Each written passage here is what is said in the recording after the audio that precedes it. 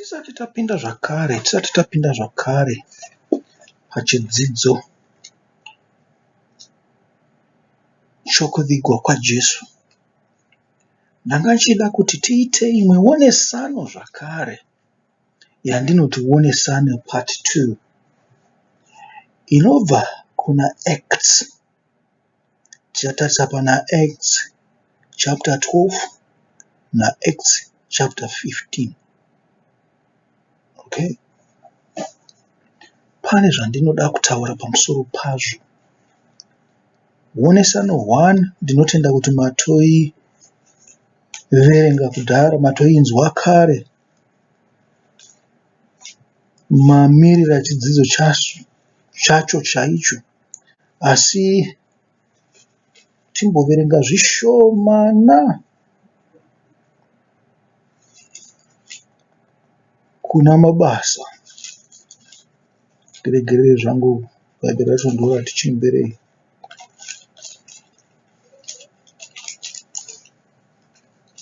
Mabasa avapostora chitanga pana chapter 12, nyaya yokusungwa kwaPetro. Zvanga zvakanaka sei kuti munzwe mazita anobuda ipapo.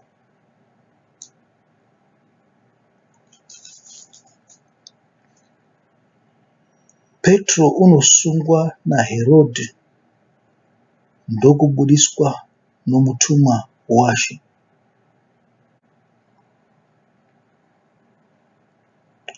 Ina ndiverenge kubva pavhesi 1 to 10. Ndinotangira zvangu pavhesi 11. Petro wakati apengenuka akati, zvino ndinoziva zviro kwazvo kuti Ishe wakatuma mutumwa wake akandirwira paruoko rwaHerodhi napazvose zvakanga zvichifungwa navanhu vavaJudha. Zvino wakati arangarira izvozvo, akaenda kumba kwaMaria mai vaJohane wainzi Mako. Vazhinji vakanga vakaunganapo vachinyengetera. Ipapo pane vhesi iri very important. Ndikati mavhesi maviri iwawo kubva pa11 kusvika pa12 ndo ari pachidzidzo chedu chokuvigwa kwaJesu.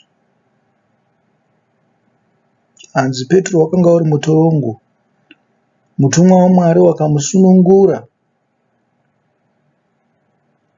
Petro wakabuditswa, asi wakatozopepuka wapa panze. Akati zvinhu zvandanga ndichiona zvese zvinenge ndichifunga kuti kurota, kwete, zvinhu zvanga zvichitoitika chaizvo chaizvo. Zvikazi zvino wakati afungisisa zvinhu izvo, akabva aenda kumba kwaMaria. Zvikanzi Maria uyu akanga ari amai vemunhu ari very very important wainzi Johane.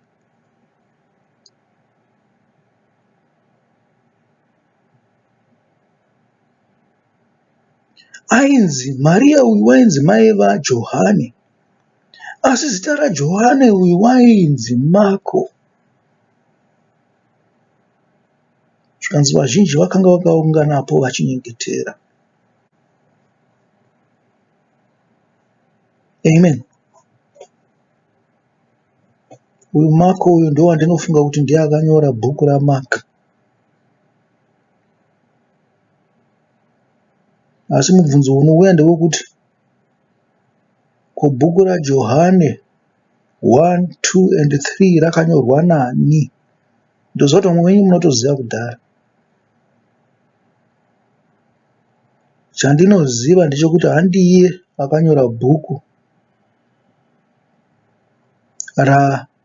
rezvakazarurwa, ndemumwe Johane wakagara aripo kubva pamavambo okutanga kwokuparidza kwaKristu Jesu Maporo.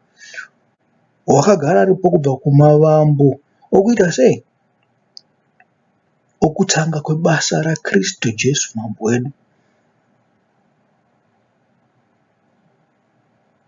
Achitora kubva pana Johane mubhabhatidzi mwanakomana waZakaria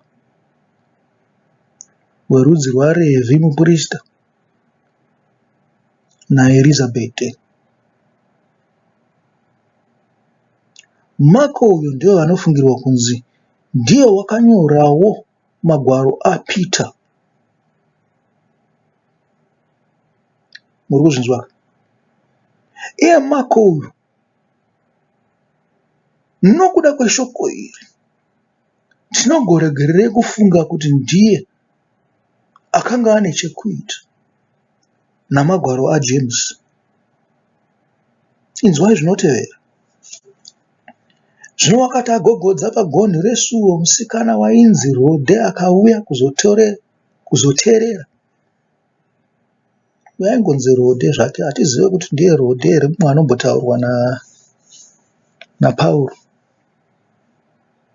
Andei pamberi.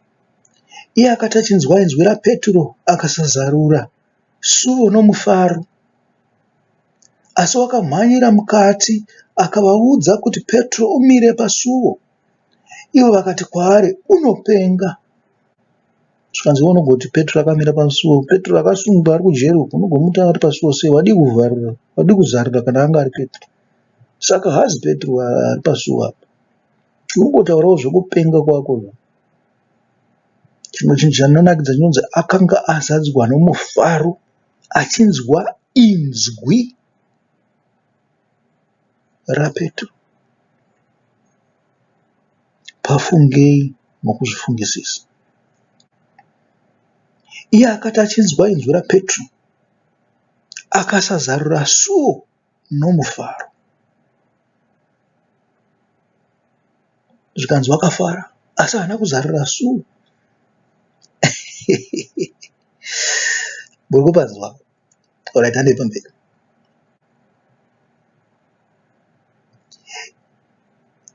Verse 16. Tingodzokera zvakare verse 15. Ivo vakati kwaari, unopenga. Asi iye wakasimbisa achiti, ndizvozvo.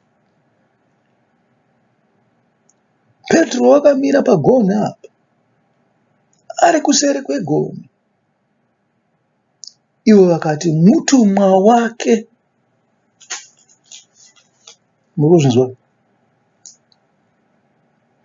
Asi Petro wakaramba achigogodza. Vakazozarura, vakamuona, vakashamiswa.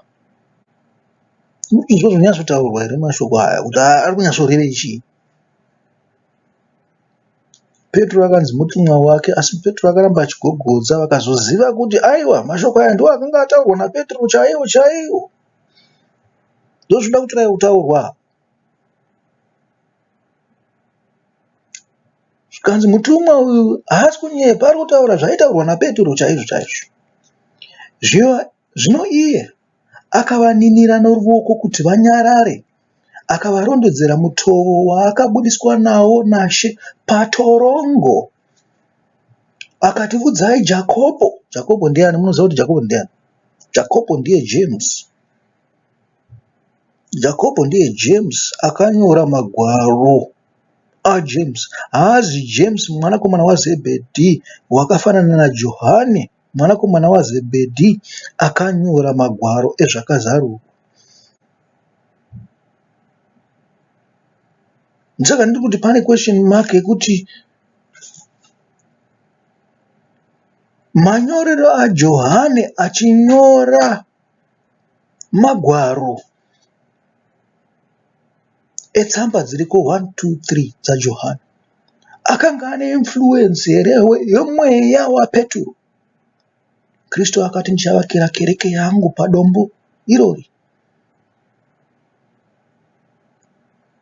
Hana wakaparidza uchinamata mushure makunge apuwa mwanakomana, achifarira Mwari. Zvikanzi hakuna rimwe dombo rakaita saJehovha. Imi munoimba muchiti, Jesu ndiye dombo rokukwira kudenga. Jesu ndiye dombo rokukwira kudenga. Jesu ndiye dombo rokukwira kudenga. ndariwana dombo rokukwira kudenga, ndariwana dombo rokukwira kudenga, ndariwana dombo rokukwira kudenga. Mubatisise zvatataura izvo, mubatisise nekarwiyo kenyu kandaimba.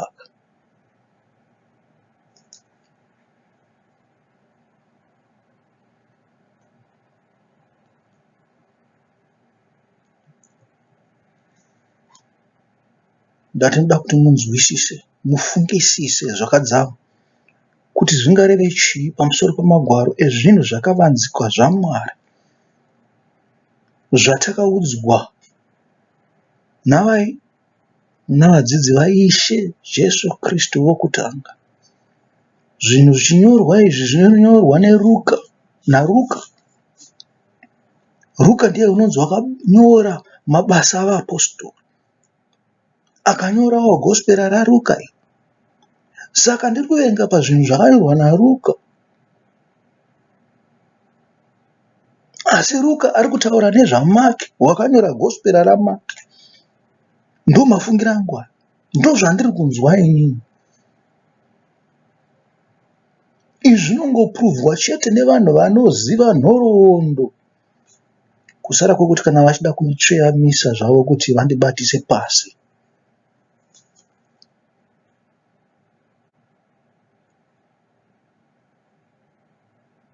Zvikanzibudzai Jacobo, ndakati Jacobo ndiani? Ndiye James. Muri kuona?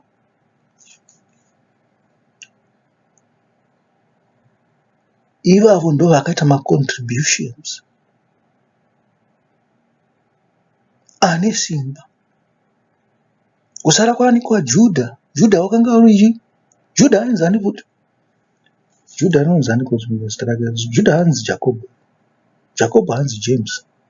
Zvinonetsa futi Judha anonzi Jude uya. Ndichatarisa zvangu kuti zita rake rinonzi chii kana rakasandurwa. Zvikanzi akabva ipapo bvaenda kumwe zvake. Zvino kwakati kwaedza bope guru rikavapo pakati pavarwi, vachiti Petro wanzinwi. Herodhi wakati amutsvaka akamushayiwa, ndokubvunzisisa varindi, akarayira kuti vandourawa. Zvino akaburuka Judhea akaenda Kesaria akandogarako.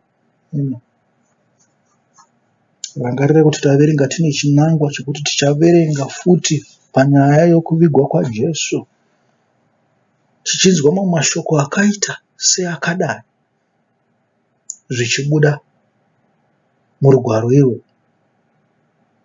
Toenda pachiverengwa chechipiri chinobva kuna Mabasa avaApostori.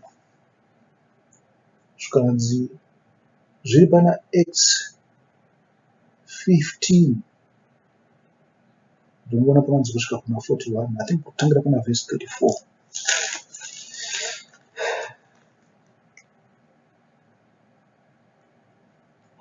Kutangira pana verse 36. Inzwai munzwe musoro wenyaya uripo apo.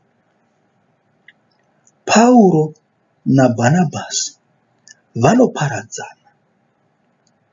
Rwendo rwechipiri rwaPauro. Tichiverenga kubva pavhesi 36. Zvino mamwe mazuva akati apfuura, Pauro akati kuna Bhanabhasi, ngatidzokezve tindoshanyira hama muguta rimwe nerimwe matakaparidza shoko raShe, tione kuti vakadini. Andika muri kuzvinzwa, muri kuzviandastenda zvinhu. Vanhu vaya vatakamboparidzira toda kunoona kuti vachirimo here muna Kristu Jesu mambo wedu, kana kuti vakarashika vakadzokera kuchiJudha here, kana kuti vakadzokera kuhedheni, kuujentiri hwavo. Muri kuzvinzwa zvinhu zvakanaka chaizvo, hazvina kumboitwa. Nekuti tofanirwa kuramba tichikurudzirana. Kana isusu tinokurudzirwa, kana tichiona vanhu vatakaparidzira vachiramba vachisumukira, musazoita godo zvenyu asi mirirai pekuti ivo vanokusimudzirai, nekuti dzimwe nguva munganyurawo vakazotambanudzira ruoko rwavo vakakubatai vakakudzosai muchikepe.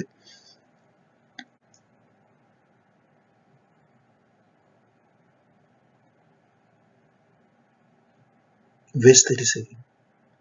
Zvino Bhanabhasi wakanga achida kutora Johanevo wainzi Mako.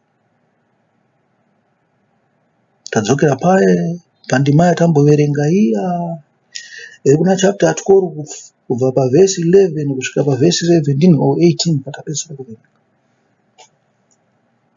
Mako wakanga uri mwanakomana waMaria, asi aidanwa nezita rekunzi Johane. Inzwai zvakaitika. Asi Pauro wakati hazvina kunaka kumutora iye, wakambovasiya paPamfiria akasaenda navo kuBasa. Munoziva basa ravo ravaita, vakanga vari vaparidzi, vakanga vari varanda vaKristu Jesu mangwena vose zvavo. Asi chimwe chinhu chandoda kuti mufungisise ndechekuti Mako uyo akanga akarerekera kunani? Kuna Pauro kana kuti kuna Petro?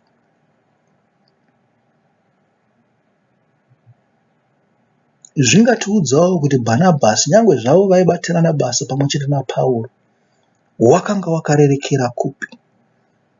Vainzwana naPauro hongu. Pauro maparidziro ake ndingati ndewo munhu unobva kure. Maparidziro zvichida Bhanabhasi kana akanga akafanana naPetro Asifasi, kana akanga akafanana naMaka.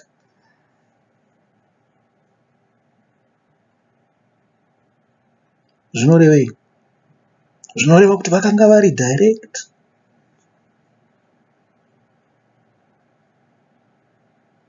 Pauro uchibvira kure, nekuti vanhu vaaisangana navo vainzi vanhu vaya vanenge vasisazive chimurayiro yaMwari, kana kuti vasina kumbobvira vainzwa zvichida vanoita zvavo zvinenge zvoumwari, asi vasina murayiro yaMwari.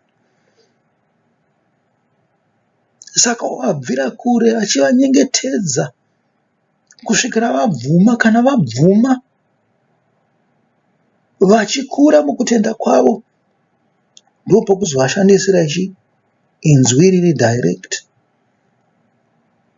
Saka zvakanzi Petro unoenda kuvaJudha naPauro uchienda kuna vasina kudzingiswa.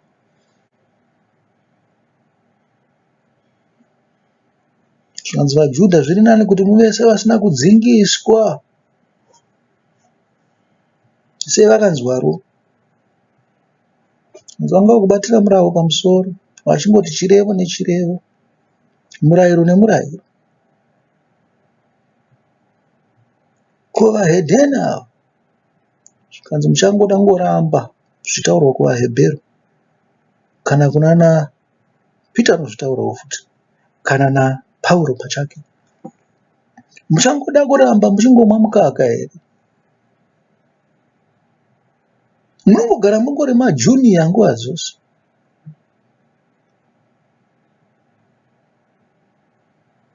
Kuita savamwe vafana vaya vasingagone kupinda mumaknockout rounds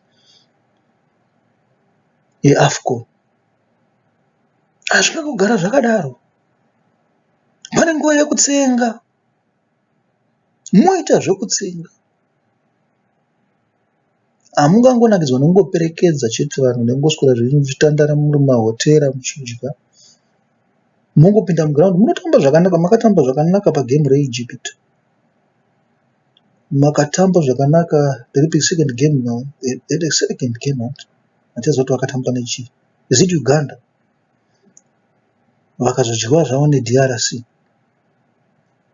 Vakatamba zvakanaka pagame reSenegal. Vakatamba zvakanaka pagame reMalawi.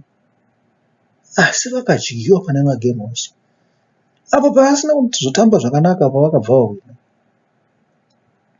havana kunyanya kutamba zvakanaka zvavo pagemu rekupedzisira, asi vakawina.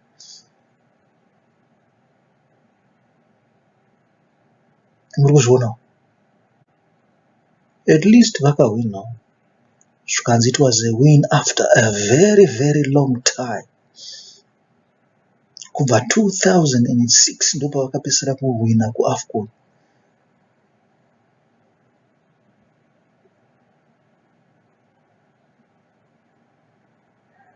Ndo pavakapedzisira kuwina.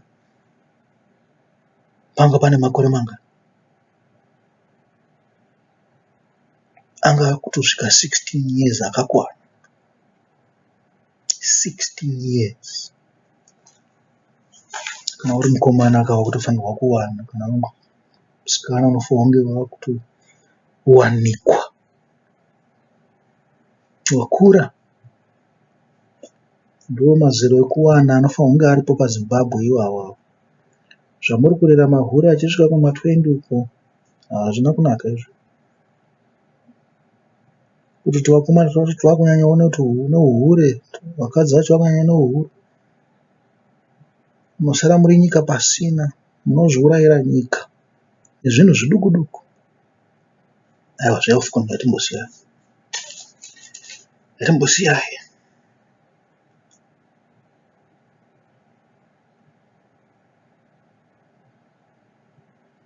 Zvikanzi akanga avasiya pamufiria vachienda kubasa. Iye akaendawo kwaakaenda zvake mako. Asi Bhanabhasi wakastresa kuti ini ndinofanirwa kungoenda kana mako aripo, kana pasina mako handisi kuzoenda neni. Pauro akati hatingoenda naSirasi chete. Muri kunzwa? Verse 39. Ipapo kutsamwirana, inzwai. Ipapo kutsamwirana kukavapo, nokudaro vakaparadzana. Bhanabhasi akatora Mako akaenda Kupro neChikamu, asi Pauro wakasanangura Sirasi akaenda akaiswa nehama panyasha dzaShe. Akagura neSiria neKirikia achisimbisa kereke. Amen.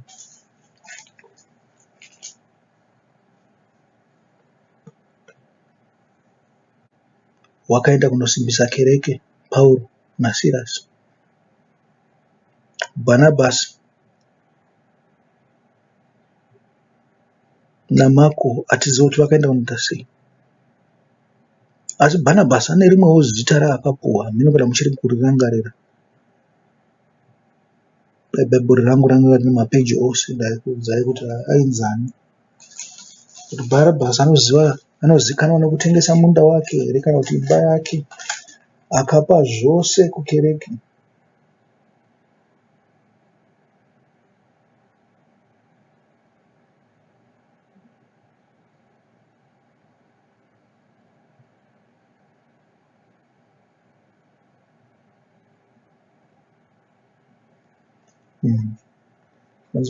Antiokia ndo pavakatanga kunzi vaKristu. Bhanabhasi vanga varipo ipapo futi.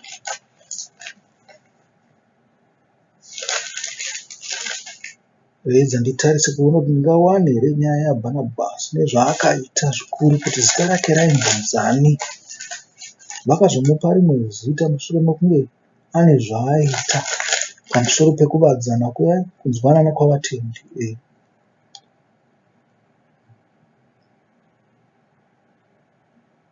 There must be something unusual about Bhanabhasi nezvaakaita. Waibvepi, waitei, waitenda sei. Makaenda paChapter, I think it's Chapter 4, panonzi kunzwana kwavatendi, kubva paVerse 32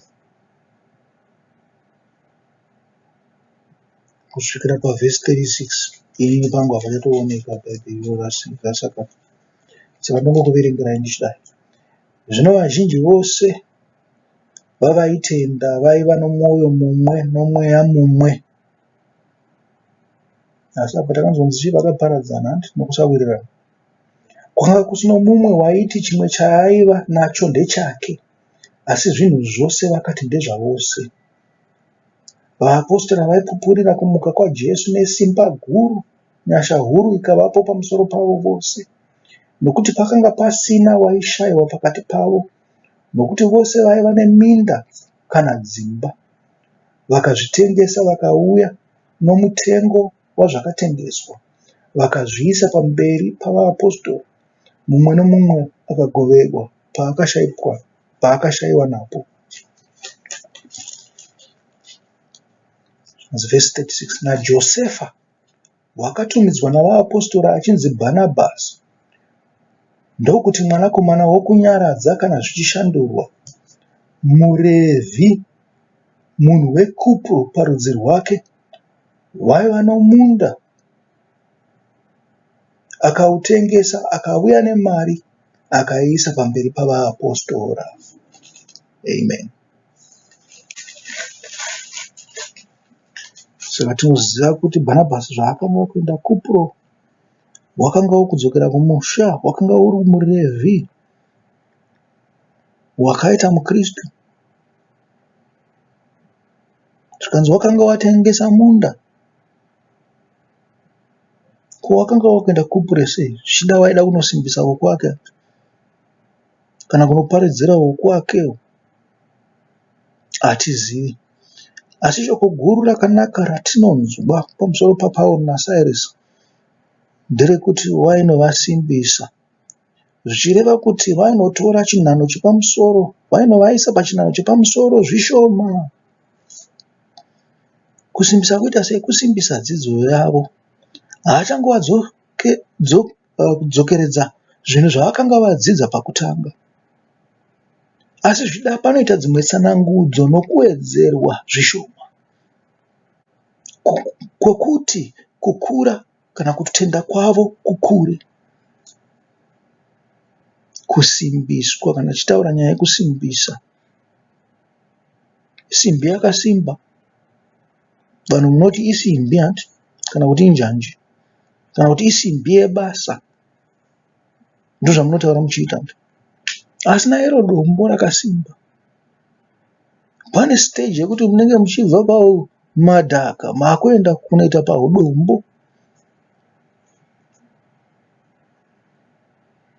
Makunoomesa, makunoomera pane zvinhu zvaMwari.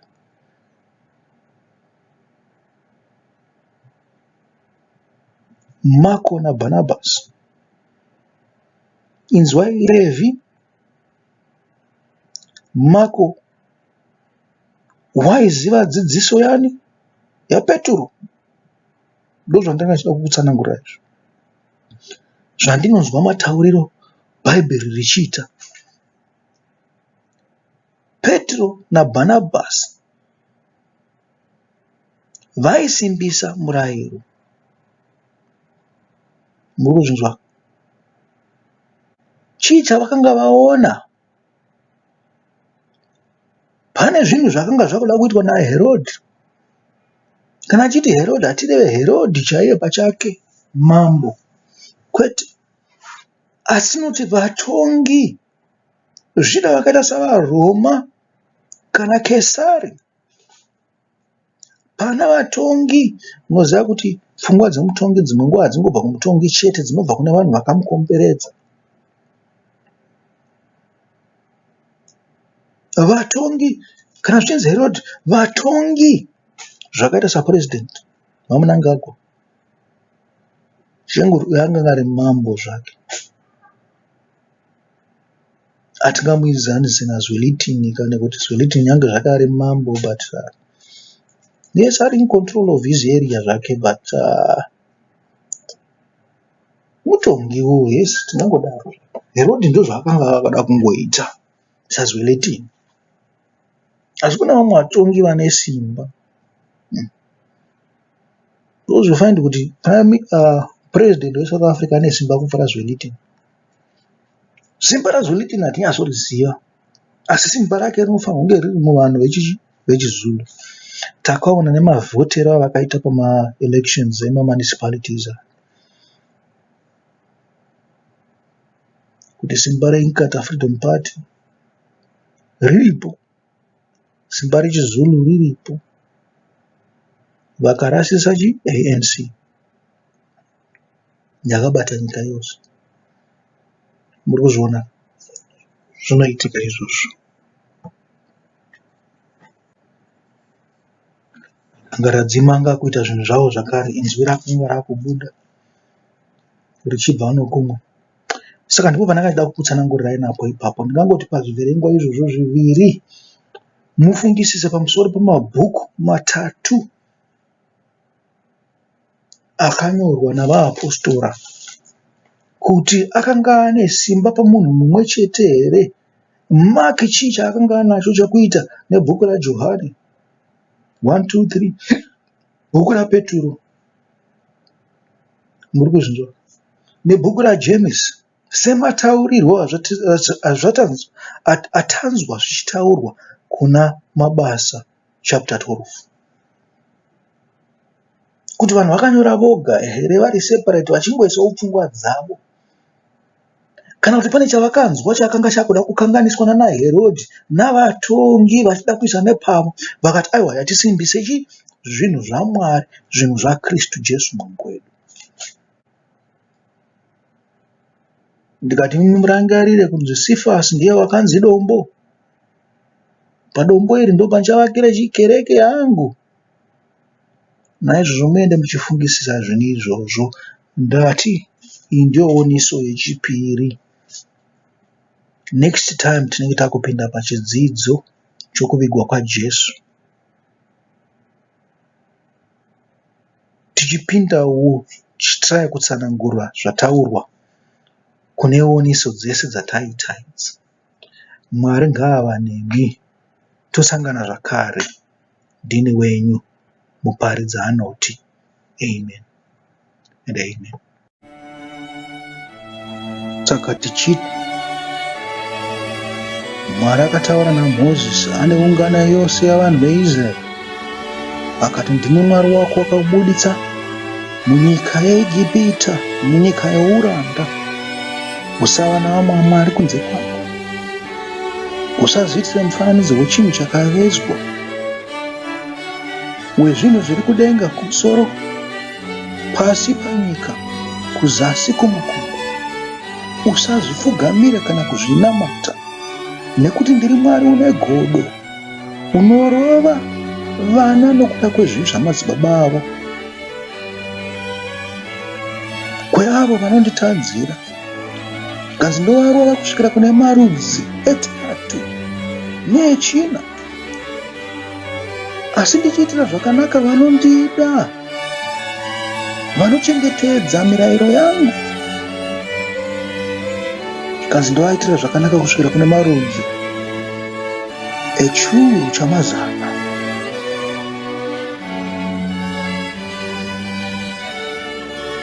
Kanzi usareve zita raMwari wako pasina uchirinyangadza.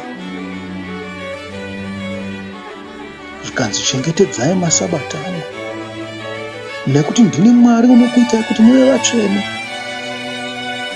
Muzvizorodzei mupachenyu, munyasha netsitsi nerudo rwamunenge muchiitira vamwe vokwenyu, vaeni vari pakati penyu, varandakadzi navarandarume, vanakomana nevanasikana, nembongoro dzenyu.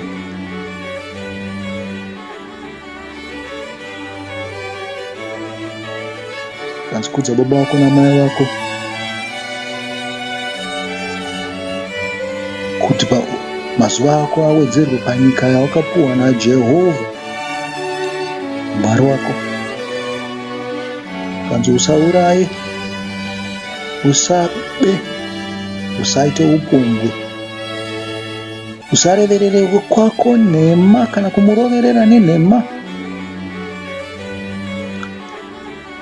Kanzi usachiva kana kuchochora wokwako kana chinjowo kwako, murandakadzi wake kana murandarume wake,